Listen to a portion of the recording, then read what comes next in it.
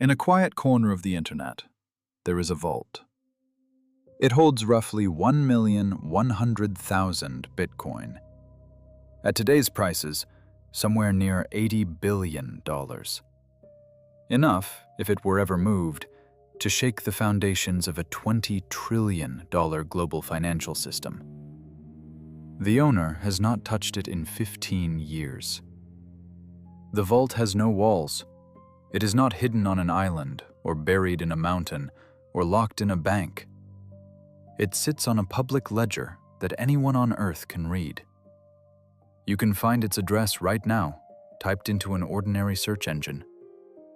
The first entry was written on the 3rd of January, 2009, on a Saturday morning during a financial crisis, by a person or persons who called themselves Satoshi Nakamoto. And then, Satoshi vanished. For more than a decade, this vault has been considered one of the most secure objects in human history.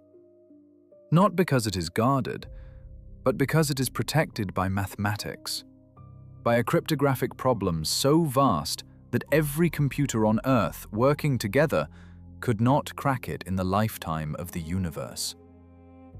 But here is the thing almost no one is saying out loud: that mathematics is expiring.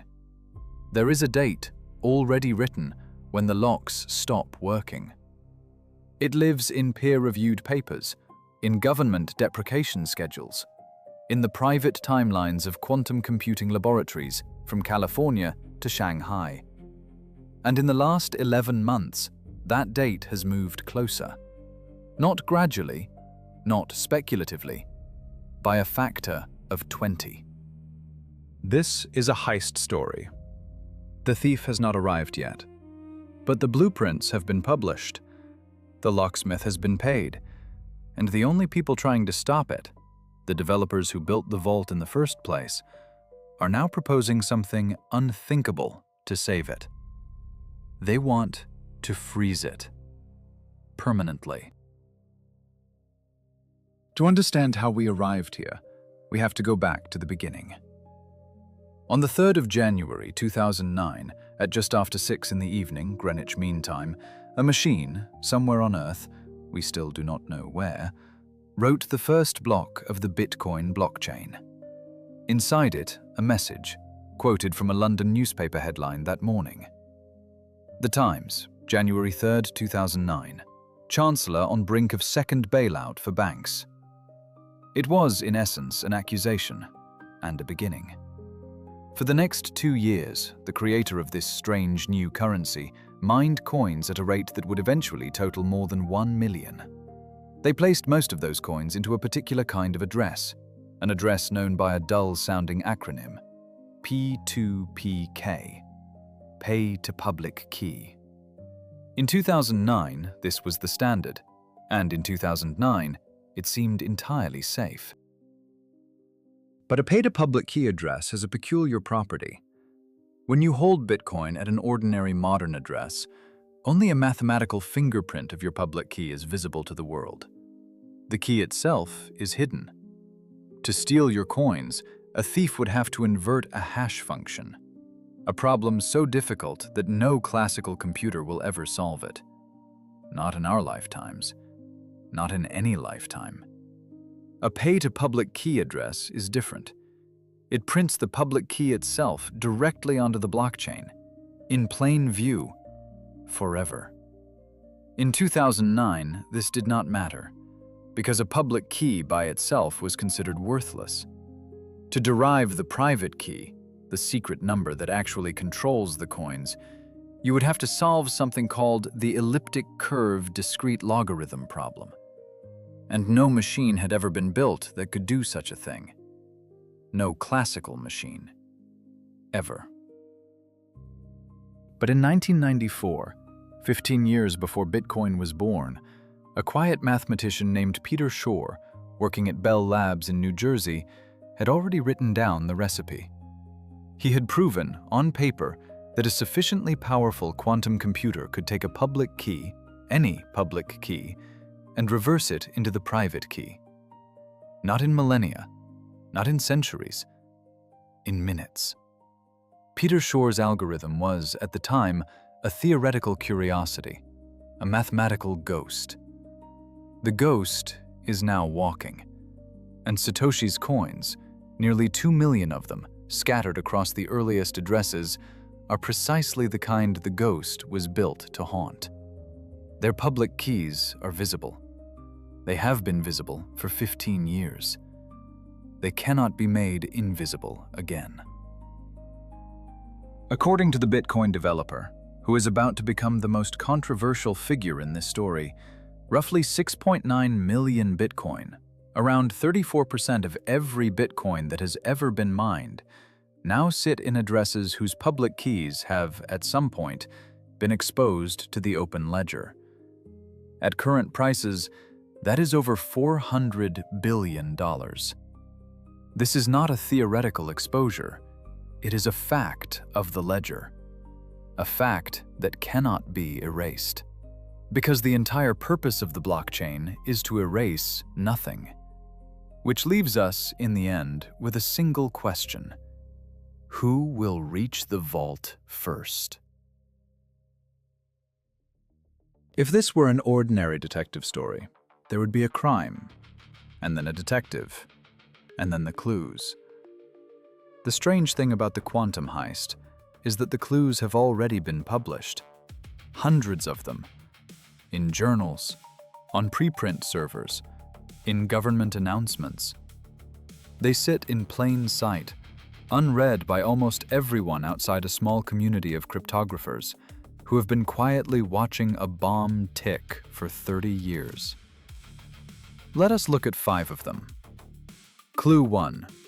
December 9th, 2024. In a laboratory in Santa Barbara, California, a team led by a Google researcher named Hartmut Neven unveils a quantum processor the size of a postage stamp. They call it Willow. It holds 105 qubits, the quantum equivalent of the ones and zeros that make up ordinary computing, except that each one can be, in a sense, both at once. Willow performs a calculation in under 5 minutes that Google says would take the fastest classical supercomputer on Earth 10 septillion years. A 10 followed by 24 zeros. Longer than the universe has existed. Longer, in fact, than 1,000 universes. But the truly important part is not the speed. It is the errors. Until Willow, every additional qubit added noise, and noise is the enemy of quantum computation. Willow is the first processor in which, as you make the machine bigger, the errors get smaller, exponentially smaller. The engineers call this below threshold. It is the moment, long anticipated, when quantum computing stops being a science experiment and becomes an engineering problem. Clue 2. May 21st, 2025. Another Google researcher, this one named Craig Gidney, posts a paper to an open preprint archive called Archive. In 2019, Gidney had estimated that breaking the cryptography that secures most of the world's internet, a standard called RSA 2048, would require roughly 20 million qubits, working for 8 hours. His new paper, 6 years later, contains a single, devastating number: 1 million. In the span of one orbit of the Earth around the Sun, Gidney and his collaborators have reduced the estimated cost of the cryptographic apocalypse by a factor of 20. Not because the hardware has improved. It hasn't, yet. But because the mathematics has. Tighter algorithms, better error correction, smarter tricks. The ghost of Peter Shor, it seems, has been learning. But the real floor drop happened just 2 months ago, in February 2026. That's when Iceberg Quantum, a startup out of Sydney, unveiled their pinnacle architecture. By moving away from standard surface codes and embracing quantum LDPC codes, they didn't just trim the numbers, They gutted them. Their claim? RSA 2048 is vulnerable, with fewer than 100,000 qubits. From 1 billion qubits to 100,000 in 13 years. And the hardware, at last, is beginning to catch up. Clue 3. The paper trail of nations.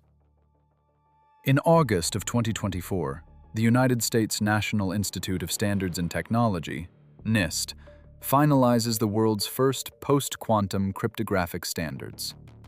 In March of 2025, it adds another.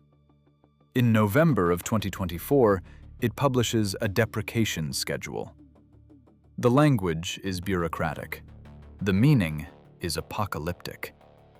After the year 2030, the cryptography that secures Bitcoin, and most of the Internet, is to be deprecated. After 2035, it is to be disallowed entirely. The United States National Security Agency publishes parallel deadlines. So does the United Kingdom. So does Europe. Governments have already written the obituary of the cryptography of the 1990s. They simply have not read it aloud yet. Clue 4. The survey that keeps climbing. Every year, since 2019, the Global Risk Institute in Toronto polls the world's leading quantum cryptographers on a single question. What is the probability that a cryptographically relevant quantum computer will exist within 10 years? In 2019, the answer was vanishingly small. In 2024, it was somewhere between 14 and 34%. In March of 2026, it was between 28 and 49%, the largest single-year jump in the survey's history.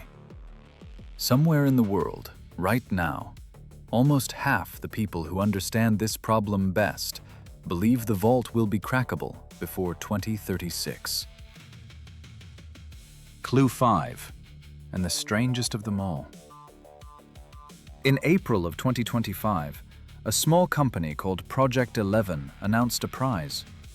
1 Bitcoin to the first team that could use a real quantum computer to break a real elliptic curve key by the 5th of April, 2026. The deadline passed 17 days ago. The prize went unclaimed. But only perhaps because the people who could claim it had reasons not to. Every mystery needs a cast. There is Peter Shor, the ghost in every frame of this story, a mathematician who, in 1994, did nothing more sinister than prove a theorem. He has spent the rest of his life watching the world slowly catch up to what he already knew. There is Craig Gidney, the quiet architect of the quantum timeline. He has never sold a computer. He has never issued a press release. He has never raised a fund. He simply publishes papers. Each one makes the vault easier to open. There is Scott Aronson at the University of Texas, the honest cop of quantum computing. When the hype grows too loud, he dismantles it. When the threat grows too dismissed, he reminds the world that it is real. In 2022, when a group of Chinese researchers claimed to have broken RSA on a small quantum machine, Aronson reviewed their paper and delivered one of the most memorable scientific judgments of the decade. He called it one of the most actively misleading quantum computing papers I've seen in 25 years. There is Michelle Mosca, a cryptographer in Waterloo, Ontario, who gave this field its most haunting equation. If the time it takes to migrate your cryptography, plus the time your secrets need to remain secret, is greater than the time until the quantum computer arrives, then you are already exposed. The equation has a name, the Mosca inequality, and for Bitcoin's visible public keys, whose shelf life is forever, the inequality has already been broken. There is Jameson Lopp, Bitcoin developer, cypherpunk, co-founder of a custody company called Casa. On the 14th of April, 2026, just 8 days ago, Lopp and 5 colleagues posted a proposal to the Bitcoin code repository. They called it BIP 361, Post-Quantum Migration and Legacy Signature Sunset.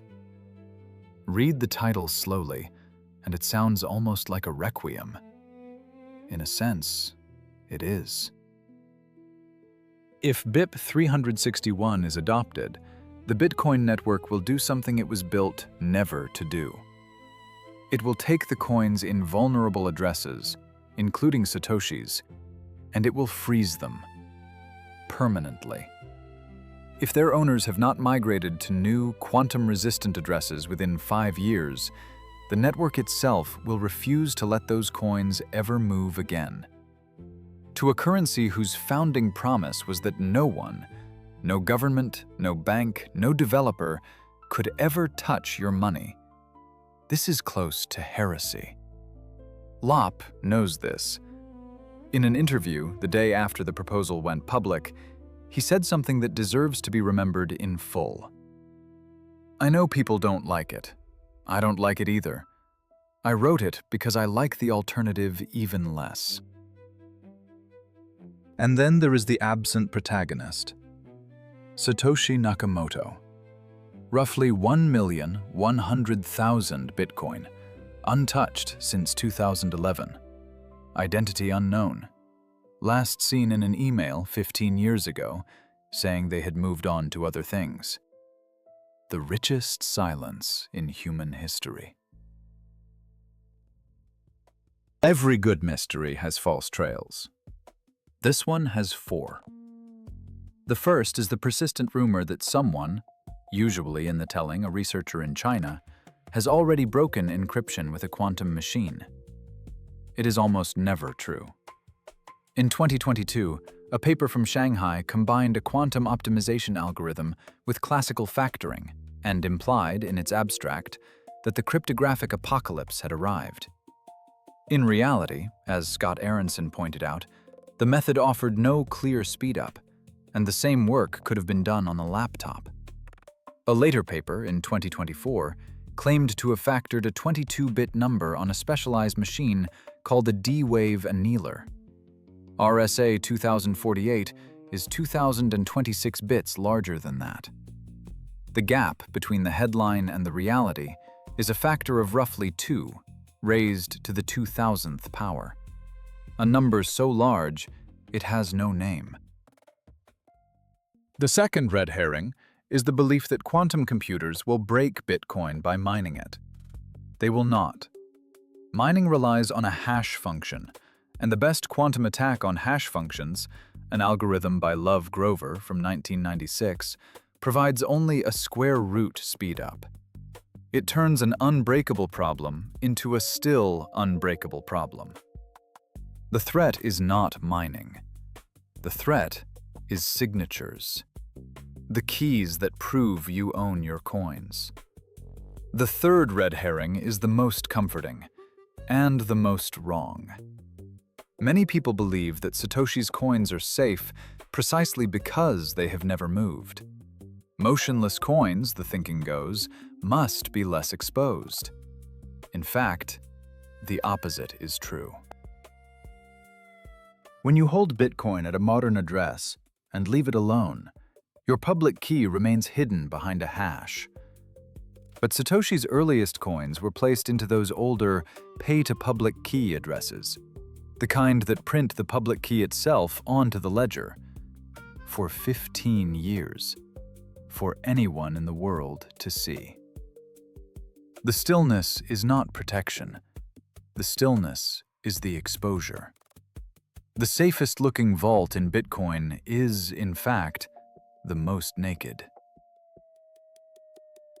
The fourth red herring is the belief that if the worst happens, the Bitcoin community can simply agree to upgrade, change the algorithm, patch the system, carry on.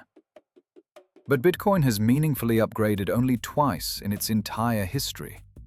A change called SegWit took 4 years of civil war to activate. Another, called Taproot, took 4 more. A migration that would require every holder of old coins to move to a new kind of address under the threat of losing them forever would be the most contested decision the network has ever faced. And this, in the end, is the real mystery of the quantum heist. The crime is not technical. The crime is philosophical. There are 2 clocks running. The first is the quantum clock. IBM plans a system called Blue Jay, with more than 1,000 logical qubits for the early 2030s. Google's own internal deadline for quantum-safe migration is 2029. IonQ, Quantinuum, atom computing, psi-quantum, each has a roadmap pointing into the same window.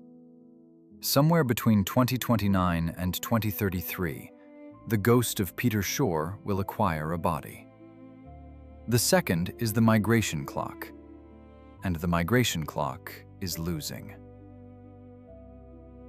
Apple has quietly encrypted iMessage against a future quantum attacker.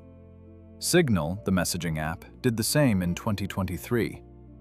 Google Chrome, Cloudflare, Amazon Web Services, they have all begun the switch.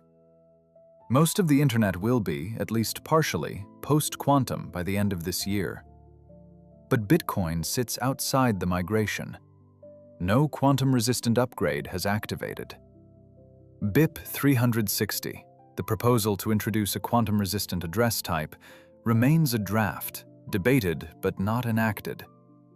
BIP 361, the freeze, is Jameson Lopp's attempt to force the issue, and the community is already turning on it. On the 15th of April, the head of a Bitcoin firm named Metaplanet summarized the objection in a single, devastating sentence. We have to steal people's money to prevent their money from being stolen. On the 16th, Adam Back, the inventor of the cryptographic mechanism upon which Bitcoin was built, countered from a stage in Paris.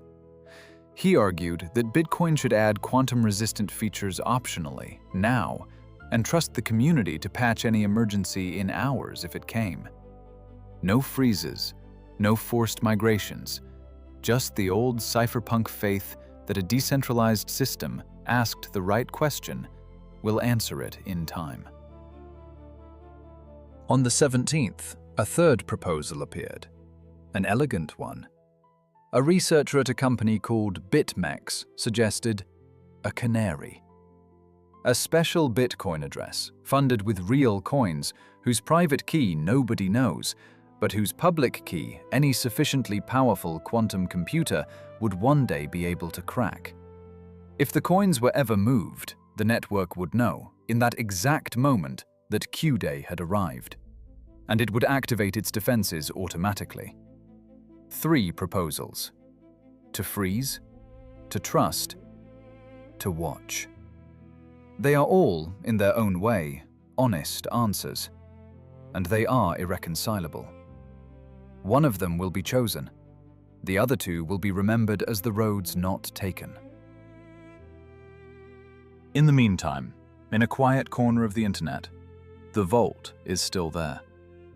1,100,000 Bitcoin. Untouched for nearly 16 years, its keys visible, its clock running. The question is no longer whether the locks will fail. The question is what we choose to do in the time we have left. Because when the moment arrives, and the evidence now says it will, possibly before the next American presidential election, there will be only 3 possible outcomes. The community will freeze the coins and betray their founding promise of immutability. A quantum attacker will drain them and betray everyone who trusted the math. Or the owner, wherever and whoever they are, will return, 15 years after vanishing, and move the coins themselves.